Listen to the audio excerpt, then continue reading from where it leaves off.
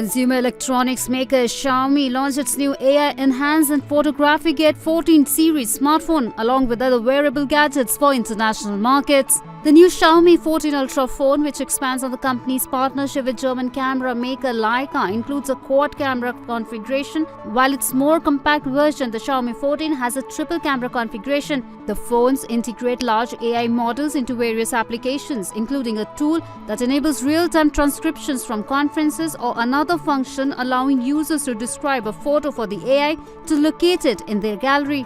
Tech and telecom companies are releasing new products and features ahead of the annual Mobile World Congress in Barcelona, which is set to kick off today. Hoping the buzz around AI will boost business prospects, though many experts say generative AI may raise legal and ethical concerns. Xiaomi last year was placed third globally for share of the smartphone market, accounting 12.5% of global shipments, behind leader Apple at 20.1% and Samsung in second with 19.4% market share, according to IDC. The company also unveiled new wearable products including the Xiaomi Smart Band 8 Pro, Xiaomi Watch S3 and Xiaomi Watch 2, which it says are suitable for sports, health and wellness activities.